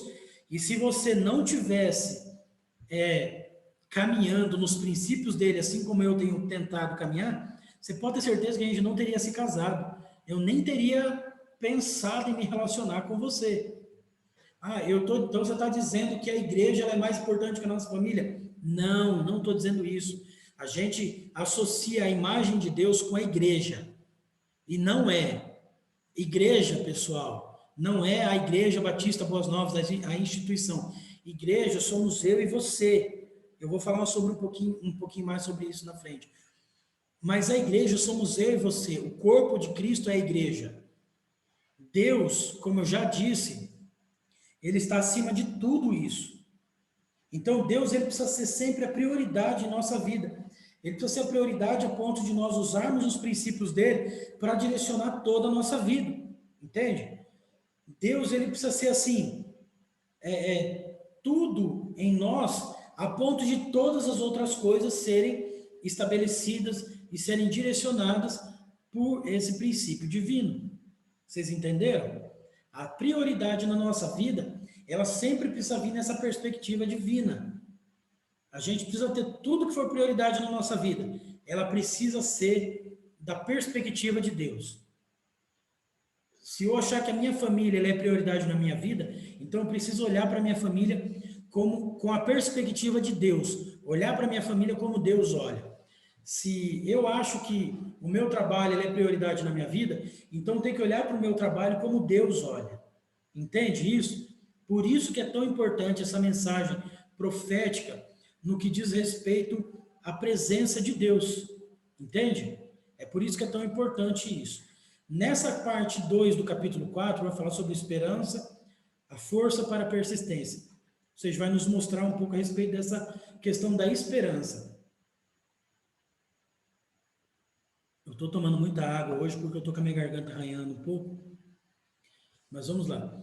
A esperança é a condição daquele que vive pela fé, daqueles que não fitam os olhos apenas no presente, mas que olha longe para o futuro. Essa condição é fundamental à experiência humana. A nossa esperança, ela nunca deve se afastar da nossa vida. Entende? Você lembra quando Paulo fala lá em 1 Coríntios capítulo 13 a respeito do amor? O último versículo do capítulo 13, no versículo 13 também, vai dizer assim, ó, agora, pois, permanecem a fé, a esperança e o amor. Estes três, mas o maior destes é o amor. Por quê? Porque Paulo está fazendo uma ligação em relação ao amor com a nossa atitude, com a nossa maneira de viver, com o nosso proceder em relação às pessoas ao nosso redor. Ele vai dizer que você pode fazer de tudo. Você pode falar até a língua dos anjos, você pode dar todos os seus bens em favor dos pobres, você pode entregar o seu corpo para ser queimado. Se você não tiver amor pelos outros, isso não tem valor nenhum. Só que o que Paulo diz? Ele diz que permanece a fé, a esperança e o amor. O amor ele deve vir em primeiro lugar, porque Paulo está ali naquele momento dizendo a respeito dessa questão do amor. Mas a fé e a esperança, ela nunca pode se afastar da nossa vida. Um cristão que não tem esperança é porque ele já perdeu a fé dele em Deus. É porque ele já perdeu a maneira dele de pensar, ele já deixou a maneira dele de pensar em Deus como o soberano. Infelizmente, quando você deixa de acreditar, quando você deixa de crer, quando você deixa de ter esperança, é porque você já deixou de confiar em Deus. Entende? Lembra aquele ditado que diz que a esperança é a última que morre? Pois é algo assim meio, dá para ser contestado, mas é algo verdadeiro. Nós não podemos perder a esperança, de maneira nenhuma. Eu lembro que eu brincava com uma moça que eu namorei uma época, quando eu tinha acabado de chegar na igreja, eu namorei com a moça e a mãe dela chamava Esperança. E a gente brincava com ela, ela era até obreira da nossa igreja, e eu brincava, falava assim, poxa vida, eu vou namorar logo com a sua filha, o nome da senhora é Esperança, se a senhora virar minha sogra, eu tô perdido. Entende? E claro, tem que ser assim, a nossa esperança não pode morrer nunca. A esperança, ela caminha junto com a fé. O que é isso? A fé, ela é exclusiva, ela depende de Deus. Nós não podemos perder a nossa fé em Deus e crer no Senhor em toda e qualquer hipótese. A nossa esperança, ela é aquilo que caminha junto, é a parte, vamos dizer assim, a parte humana da fé. Entende? É como se nós cremos em Deus, nós cremos que Deus ele pode fazer algo que nós precisamos, que Deus pode salvar uma pessoa, que Deus pode manifestar o poder dele, curar alguém que está sofrendo de uma determinada doença. Essa é a nossa fé. Mas a esperança é aquilo que nos move de forma humana. A fé, ela envolve a nossa vida espiritual. A esperança, ela move o nosso humano, o nosso lado humano, nosso sentimento. Entende? E assim, gente, a gente acredita em tanta coisa. A gente acredita no que a televisão diz. A gente acredita no que aparece nos noticiários. Se aparecer no Jornal Nacional, hoje em dia nem tanto, mas antigamente era tipo assim, nossa, apareceu no Jornal Nacional, então, meu Deus, aquilo virou uma palavra de ordem para a nossa vida. Agora, quando Deus ele fala algo, parece que a gente precisa contestar 50 vezes antes, entende? Trazendo para os nossos dias, trazendo para a nossa realidade, nós não podemos perder essa esperança no que Deus diz. Nós confiamos, nós temos esperança no que a notícia diz, mas nós não temos confiança naquilo que Deus diz muitas vezes. Então, nós não podemos perder a esperança nisso, ok? Nós não podemos perder a esperança no que Deus fala conosco, como que Deus direciona a nossa vida. Amém? E na parte 3 desse capítulo vai falar sobre a ética, que é o pilar da sustentação do caráter, que aí vai falar a respeito dos valores morais, do caráter, da justiça, né? Aí nós podemos voltar lá para a primeira unidade do livro, quando fala a respeito da correção e da justiça. A gente vai lá falar a respeito de preconceito, vai mostrar a respeito das reformas que eram necessárias no meio do povo, entende? A igreja, ela deve ser sinônimo disso. A igreja, como eu disse agora, nós, o corpo de Cristo, que somos igreja, nós devemos ser sinônimos dessas coisas, desses valores morais, de caráter, de justiça, entende? O que diz aí? Ética são os valores que norteiam a conduta e a moral de cada pessoa. A moral é a ética em ação. Ou seja, o que são a ética? Os nossos valores, os nossos princípios de vida. Então, ou seja, eu fui ensinado que eu devo proceder de forma respeitosa com as pessoas que são mais velhas. Eu fui ensinado, essa é a ética, esse é o princípio. A moral, o que é? É eu colocar isso em ação. É eu realmente respeitar os mais velhos, eu tratar com respeito os idosos, as pessoas que têm mais idade que eu, tratar com respeito essas pessoas. Isso é só um exemplo bem prático para vocês poderem entender. Valores como honestidade, fidelidade, lealdade e verdade são expressões éticas que marcam a conduta do indivíduo. A falta de ética se evidencia na desonestidade, na infidelidade, na deslealdade, na mentira, nas falcatruas e etc. A ética, que é tudo isso que nós falamos agora, são esses valores que nós falamos agora, entre muitos outros, são os pilares do nosso caráter, ou pelo menos deveriam ser os pilares do nosso caráter, entende? Eu trabalhei na MCM, que é a Missão Cristã Mundial, e o presidente da Missão Cristã Mundial já é um senhorzinho, o pastor José Rodrigues. Ele tem alguns livros, e um dos livros que ele tem é chamado A Ação da Cruz. Não sei se vocês já ouviram falar. Tem, se eu não me engano, agora já 3 volumes. São os três livros chamam Ação da Cruz, volume 1, 2 e 3. Cada um deles trata de algumas coisas específicas. E se eu não me engano, é o 3º livro, vai falar sobre os 7 pilares do caráter de Jesus. E ali fala sobre fidelidade, sobre verdade, sobre amor. Eu indico isso para vocês. Eu acho que o pastor Marcos, depois ele vai passar a atividade, as perguntas, questões relacionadas a esse livro que nós estamos tratando sobre os profetas menores. Mas, se eu puder dar um conselho para vocês, procurem esse livro. Chama-se A Ação da Cruz, pastor José Rodrigues. Procure esse livro. Se você puder, pegue os 3 livros, tenha os 3 livros, porque um vai complementando o outro, é uma sequência. Mas se você conseguir só o 3º, o 1º e o 2º são ótimos, mas se você conseguir só o 3º, onde ele fala a respeito dos pilares do caráter de Jesus, você vai entender exatamente a questão da ética, você vai entender exatamente a questão dessa sustentação do caráter, baseado no caráter divino que nós temos falado e nós temos tentado colocar na nossa vida aqui, entende? Você vai ver que isso vai realmente abrir a sua mente para a questão do caráter divino, entende? E o capítulo 5 e o último capítulo dessa unidade fala sobre a mensagem profética hoje.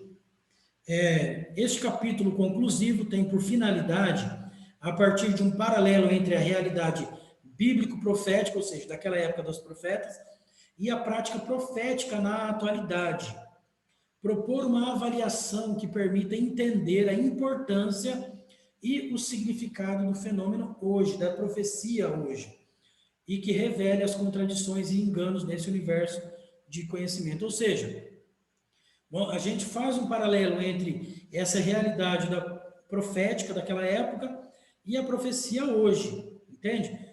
Como nós já começamos a falar no capítulo anterior. Eu já falei para vocês que a vida dos profetas elas eram assim, sempre serviram de exemplo, né? Os profetas, eles tinham assim, tanto o profeta como o sacerdote, eles tinham uma vida exemplar. Eles não negociavam os princípios bíblicos, eles não negociavam os princípios de direção de Deus. E isso para a nossa vida é algo assim que deve nos nortear até hoje, entende? Na primeira parte desse capítulo vai falar sobre a avaliação da mensagem profética. A igreja da atualidade valoriza demasiadamente a profecia como uma palavra surpresa, com dicas para a resolução de alguma dificuldade presente. Tal palavra é de natureza particular, evidenciando preocupações com uma pessoa e não com a coletividade do povo de Deus. Ou seja, hoje em dia, a profecia é entendida na igreja, hoje em dia, ela é valorizada, né, como algo mais particular, pelo menos se espera que seja assim, né? E naquela época, na época dos profetas menores, era algo mais coletivo. Ou seja, hoje em dia, se a gente vai receber uma palavra profética, a gente espera que essa palavra profética ela seja algo direcionado particularmente para a nossa vida, né? É o famoso eis que eu te digo, né? Que um profeta, um homem de Deus é usado e tal, e chega e, olha, eu tenho uma palavra de Deus, uma profecia, uma palavra de Deus para a sua vida, particularmente. Naquela época, a profecia ela era usada como algo assim coletivo e algo assim para correção, alinhamento e preparação do povo de Deus. A profecia ela vinha de Deus para o profeta quando Deus ele queria exortar, quando Deus ele queria corrigir o povo, quando o povo estava saindo dos caminhos dele, Deus precisava realinhar o povo. Então, Deus usava o profeta para dar uma palavra de profecia para alguém, dar uma palavra profética para um povo específico. Você vai ver assim, ó, pouquíssimas vezes na Bíblia, Deus ele usando um profeta para falar especificamente com uma pessoa. Você vai ver isso muito pouco. Já aconteceu? Sim, já aconteceu. Mas sabe quando isso era comum? Quando Deus precisava corrigir, por exemplo, um rei, como aconteceu com o rei Davi, como aconteceu com o rei Ezequias, como aconteceu com alguns reis. Deus precisava corrigir aquele rei específico, aquela pessoa específica. Então Deus usava um profeta para chegar nele e falar assim, ó, você está em pecado. Quando aconteceu com o profeta Ezequias, que Isaías chegou até ele e falou assim, arruma a tua casa que amanhã você morre. Essa é uma palavra de Deus para a sua vida. Entende? Então era algo assim direcionado para o povo. Era algo assim que tinha um contexto mais voltado realmente para correção, não tanto para algo assim particular, né? Essa segunda parte fala a respeito da aceitação da mensagem profética. Aí diz o seguinte, a verbalização da mensagem profética e sua consequente avaliação conduzem sempre a um posicionamento, que é a rejeição ou a aceitação daquilo que foi dito. Entende? Hoje em dia a gente faz assim, não é? É a aceitação ou a rejeição. Eu vou pensar se eu vou aceitar ou se eu vou rejeitar essa palavra bíblica, essa profecia que vem sobre a minha vida. Não é sensato tomar qualquer um dos posicionamentos sem que se faça uma avaliação criteriosa, como recomenda no ponto anterior. Ou seja, nós falamos antes a respeito dessa questão da profecia, da correção, do alinhamento. A profecia, entenda uma coisa, gente, trazendo para os nossos dias. A profecia, ela precisa sempre ter base bíblica. Se alguma pessoa chegar para você e disser que a profecia é o famoso eis que te digo de mim mesmo, ó vaso ungido, entende?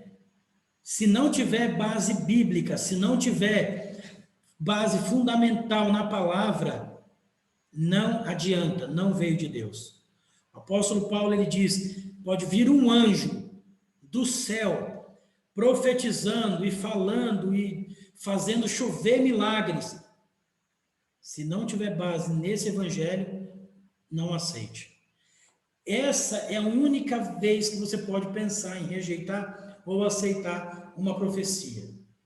Hoje em dia é muito normal a gente pensar assim, essa profecia veio de Deus porque me agrada, essa profecia não veio de Deus porque é uma profecia de correção, uma profecia que diz alguma coisa errada contra a minha vida e tal, tudo. Querido, a profecia, ela precisa ter um único critério para ser aceita. Ela precisa ter base bíblica, ela precisa ser baseada na palavra, na direção de Deus. Se for baseada na direção e na palavra de Deus, então, ótimo. Essa é a profecia que vem para a sua vida. Seja ela boa, seja ela ruim, seja ela para bênção, ou seja para exortação e para correção. Entende? Então, não cabe a nós aceitar ou rejeitar a palavra de Deus ou uma profecia, desde que ela tenha base bíblica, desde que ela seja baseada na palavra e nos princípios de Deus. Ok? E a parte 3, a terceira parte última desse capítulo 5, fala a respeito da proclamação da mensagem profética, ou seja, de como ela é falada, de como ela é proclamada. A palavra a ser proclamada deve ser fruto de uma postura profética, isso é, posicionamento daqueles que questionam as estruturas da injustiça e ficam indignados com os resultados desumanos por elas produzidos. Aí a gente vai voltar a respeito lá da vida do profeta. O profeta, ele não negociava a palavra de Deus, ele não negociava a direção de Deus, por quê? Porque ele conhecia a realidade do povo. Ele sabia o que o povo estava passando. Se você olhar nesses profetas que nós estudamos nesse livro, você vai ver que todos eles tinham algo em comum. Primeiro, era essa questão de não negociarem a palavra, não negociarem a direção de Deus, e depois é que eles conheciam o que o povo estava fazendo, seja os pecados do povo, seja a injustiça que estava sendo cometida contra o povo, eles sabiam disso. Por isso que eles proclamavam a mensagem deles independente de qualquer coisa, independente do que acontecesse. Entende? Hoje em dia, as palavras que mais agradam são aquelas que valorizam o nosso ego. São aquelas que alimentam a nossa vontade, entende? E naquela época, a gente vai proclamar hoje, se Deus usar a gente para dar uma palavra profética, é muito mais fácil, a gente não pensa. Se você, por exemplo, for usado por Deus, Deus te falar assim, ó, fala para o povo, fala para alguém que está doente, que eu vou curar ele, que ele vai se levantar da cadeira de roda, que ele vai ser curado de uma doença, e tal, e tal, e tal. É mais fácil a gente falar isso do que a gente chegar lá e Deus falar assim, ó, diga para aquela pessoa lá que eu vou matar ela porque ela está fazendo o que é errado contra mim. É mais fácil para a gente ir lá e proclamar algo, uma palavra de bênção, uma palavra que vai servir de algo bom para as pessoas, do que a gente proclamar algo que vai servir de correção. E os falsos profetas dessa época, eles escolhiam o que eles iam dizer ou não. Você não viu os falsos profetas dizendo a respeito de maldição, a respeito de correção, de exortação contra o povo. Eles só falavam coisa boa, eles só falavam o que era legal, o que era, ó, beleza, isso aqui é ótimo.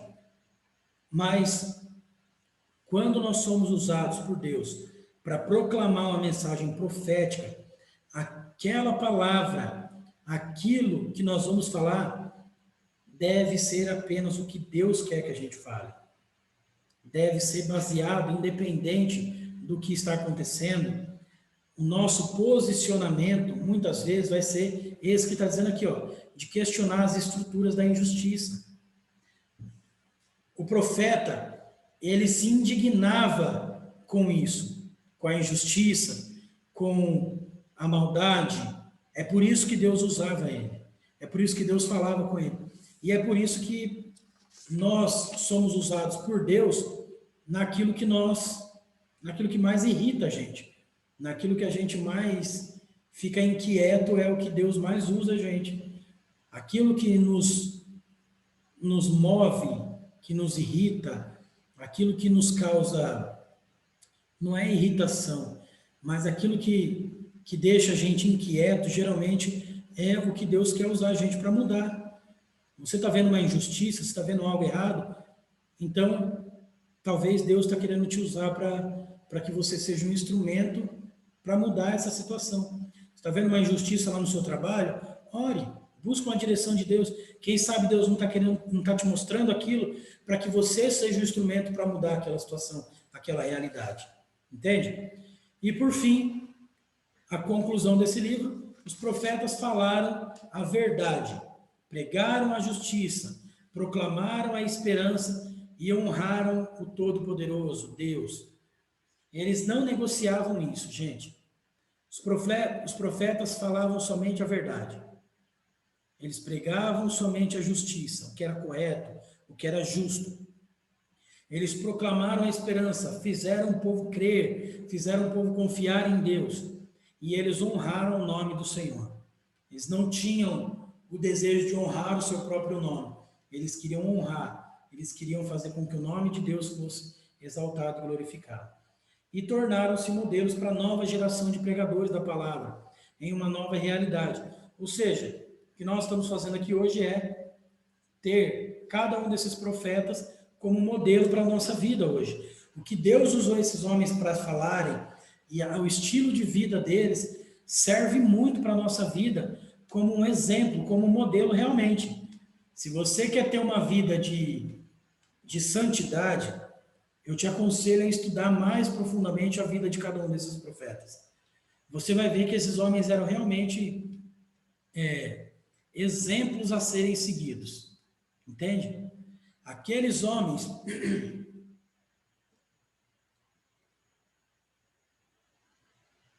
Desculpa. Aqueles homens podem trazer inspiração e esperança a todos que acreditam que é possível alcançar transformação por meio da palavra, da genuína pregação do Evangelho, ou da palavra de Deus, né? A vida desses homens gerou, assim, inspiração, como eu disse que eles serviram de modelo, isso gerou inspiração e esperança para todos nós hoje. Se a gente falar a respeito disso, falar a respeito desses homens, nós vamos ver o quanto eles serviram de inspiração para nós, para a pregação desse evangelho genuíno.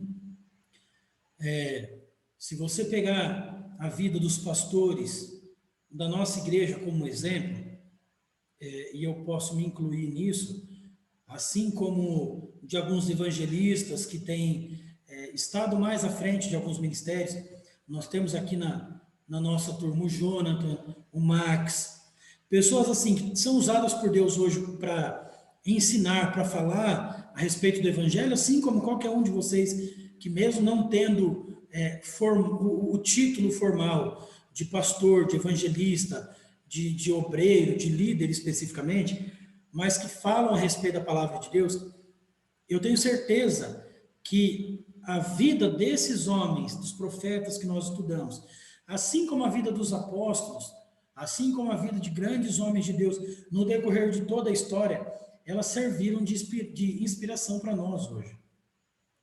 Nós usamos a vida deles e eles são inspiração maior que Jesus? Não, não são. Mas eles são homens inspirados e direcionados por Deus. Assim como hoje nós ouvimos os nossos pastores pregar e nós cremos na palavra de Deus que é dita através da vida deles. Então, trazendo para os nossos dias, nós precisamos pensar nisso como uma forma que Deus ele está nos mostrando que, assim como ele usou esses profetas há 2.500, 2.800 anos atrás, ele pode usar a nossa vida hoje também. Tudo isso que nós aprendemos, e como eu disse lá na primeira lição, eu creio que seria necessário mais umas 15 lições para a gente poder falar especificamente a respeito da vida desses homens.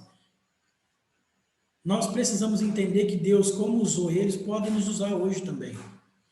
Não só como profetas para repreender o povo, para exortar o povo, mas como homens e mulheres para direcionar o povo a seguir os princípios de Deus, a seguir os princípios da palavra de Deus, a seguir realmente esses princípios que o Senhor tanto quer que o povo siga.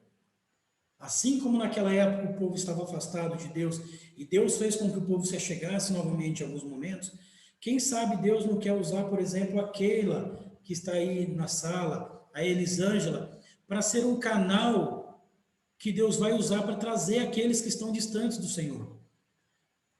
Como saber que Deus não quer usar cada uma de vocês para trazer o povo de volta a Ele? Talvez, viu, Keila, você não vai ser usado para chegar como o profeta Miqueias, que nós falamos uns dias atrás, e dizer, olha, Deus vai acabar com a vida de vocês se você não seguir. Ou chegar igual Jonas, dizer, Deus vai destruir essa cidade, e ficar andando pelas ruas da cidade gritando aí, viu, Keila? Talvez Deus não vai te usar para isso, mas Deus vai te usar com uma inspiração profética para fazer com que aquela funcionária lá da ótica, aquela funcionária, aquela moça que trabalha com você, ou aquele seu colega que vai te visitar de vez em quando, que ainda não serve a Deus, vai te usar para que você seja o canal que eles vão conhecer o verdadeiro caminho, o verdadeiro Jesus. Entende? É por isso que a mensagem profética ela precisa estar viva dentro do nosso coração hoje, para que a gente possa, assim como os profetas dedicaram a sua vida a Deus, nós também possamos dedicar a nossa vida hoje e fazer com que essa palavra ela permaneça viva. Eu sempre digo que eu não posso me dar o luxo de fazer parte da geração que vai deixar a palavra de Deus morrer. Eu não posso deixar que a geração dos meus filhos, dos meus netos, venham e pensem assim, poxa, meu pai, ele era pastor, ele era crente, ele conhecia a palavra de Deus e ele não fez nada para mudar a realidade das pessoas que viviam ao redor dele. Eu preciso abraçar essa mensagem profética, entender isso tudo que nós estudamos aqui como um modelo que eu preciso seguir na minha vida. E dizer, Senhor, assim como o Senhor usou cada um desses profetas, eu espero que o Senhor me use também. Assim como o Senhor usou cada um desses homens, e trazendo mais para perto, assim como o Senhor usou os apóstolos no tempo de Jesus, assim como o Senhor usou os primeiros líderes da igreja primitiva, os grandes avivalistas, os grandes homens no decorrer da história, e assim como usa grandes homens até hoje, que o Senhor use a minha vida também, não para ser famoso como alguns são, mas que eu possa ser usado para cumprir tudo aquilo que Deus quer que eu faça, tudo aquilo que Deus quer que eu cumpra. Eu não posso deixar de cumprir os propósitos de Deus. Eu encerro essa aula dizendo assim, ó, uma frase que eu sempre uso: nós somos um reservatório dos propósitos de Deus. Cada um de nós estamos cheios dos propósitos de Deus. Então, não morra cheio. Se esvazie. Cumpra todos os propósitos que Deus tem para a sua vida. Busque fazer isso todos os dias. Busque fazer a vontade de Deus todos os dias. Quando você chegar no final da sua vida, você vai poder dizer igual Paulo: completei a minha carreira, guardei a fé, fiz tudo que tinha para fazer, fiz tudo que Deus queria que eu fizesse. Eu espero que a minha vida seja assim. Eu oro por isso sempre, Senhor, que se for para eu morrer amanhã, então que dê tempo hoje de eu cumprir tudo aquilo que o Senhor quer que eu faça, de eu fazer tudo aquilo que o Senhor tem preparado para a minha vida, que cada propósito que o Senhor colocou dentro de mim, que eu possa me esvaziar dele, que eu possa colocar ele para fora e que ele possa ser cumprido. Amém? Somos um reservatório do propósito de Deus. Não morra cheio. Amém? Que a vida dos profetas, que a vida dos homens que nós estudamos aqui seja um modelo para nós, mas que antes de qualquer coisa, os princípios de Deus, o reino de Deus, ele seja sempre prioridade nas nossas vidas. Ok? Não sei se vocês têm alguma dúvida, alguma pergunta, o chat está bem quietinho aqui. Se vocês tiverem alguma coisa, quiserem falar alguma coisa, quiserem perguntar alguma coisa.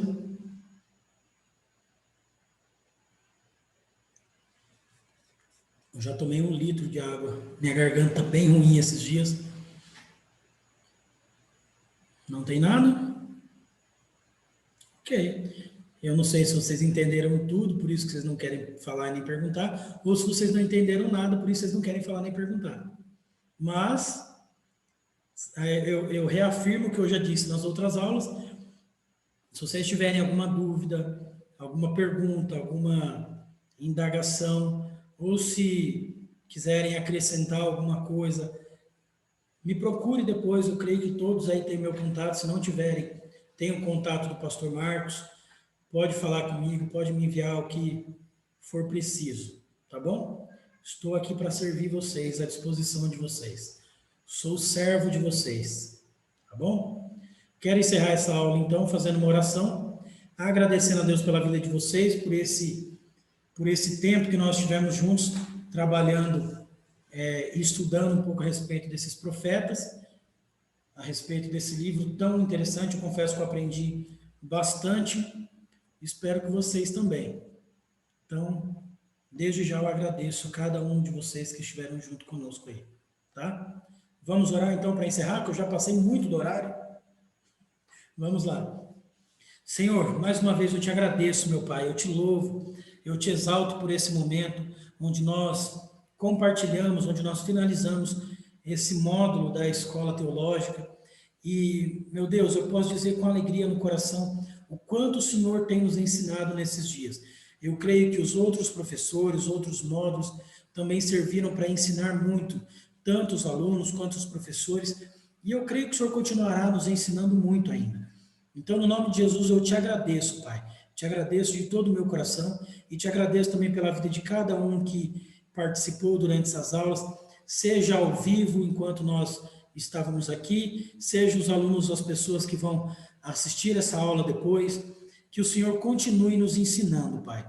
Eu peço que cada momento, esses princípios que nós aprendemos, eles sirvam para direcionar a nossa vida, eles sirvam para direcionar cada um de nós de acordo com a tua vontade, de acordo com o teu querer, meu Pai. E que no nome de Jesus, o Senhor possa nos usar, assim como o Senhor usava os profetas. Talvez não da mesma intensidade, talvez o Senhor não vai usar cada um de nós aqui como profetas, mas que nosso coração esteja aberto, esteja disposto, assim como estava o coração de cada um desses homens, a fazer a tua vontade e a cumprir com o teu querer. Que cada um dos teus propósitos colocados dentro de nós, colocados na nossa vida, não deixem de ser cumpridos. Que nós possamos cumprir cada um dos desejos e dos desígnios do coração do Senhor para todos nós. E que no nome de Jesus, a tua vontade seja feita antes de qualquer coisa. Em nome de Jesus eu te louvo e te agradeço. Amém. Amém. Muito obrigado, queridos. Que Deus abençoe sua vida. Deus abençoe sua casa, sua família. Em nome de Jesus. Um grande abraço. Deus abençoe.